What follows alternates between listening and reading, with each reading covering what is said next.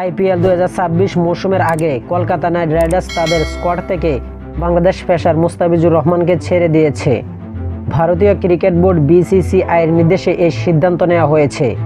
কেকেআরকে নির্দেশ দেওয়ার বিষয়টি নিশ্চিত করেছে বিসিসিআই সচিব দেবজিৎ সাইখিয়া। তিনি সংবাদ সংস্থা এএনআইকে বলেন, সাম্প্রতিক সময়ে চারপাশে যা ঘটছে সেই পরিস্থিতির কারণে বিসিসিআই কেকেআরকে নির্দেশ দিয়েছে তাদের দল থেকে বাংলাদেশের একজন খেলোয়াড় মুস্তাফিজুর রহমানকে ছেড়ে দিতে।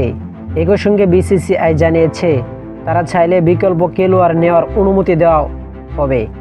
যদিও বিসিসিআই আনুষ্ঠানিকভাবে নির্দিষ্ট কোনো কারণ জানায়নি, তবে ভারতীয় সংবাদ মাধ্যম প্রকাশিত খবরে বলা হয়, বাংলাদেশের সংখ্যালঘু নির্যাতনের অভিযোগকে কেন্দ্র করে কেকেআর ও তাদের মালিক শাহরুখ খানের বিরুদ্ধে সমালোচনা করেন কিছু রাজনৈতিক ও ধর্মীয় নেতা।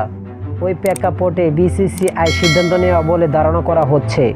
কয়েক ঘন্টার মধ্যে কেকেআর এক বিবৃতিতে জানায়, বিসিসিআইয়ের নির্দেশ অনুযায়ী সব নিয়ম মেনেই আলোচনা শেষে মুস্তাফিজকে ছেড়ে দেওয়া হয়েছে।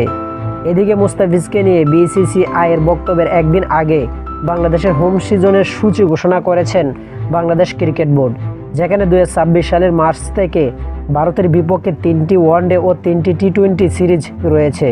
সিরিজটির আগে 2026 সালে হওয়ার কথা ছিল। এর আগে ফেব্রুয়ারি মার্চে ভারতের টি-20 বিশ্বকাপ খেলবে বাংলাদেশ। 2016 সালে আইপিএলে কেরিয়ার শুরু করেছিলেন মুস্তাফিজুর রহমান।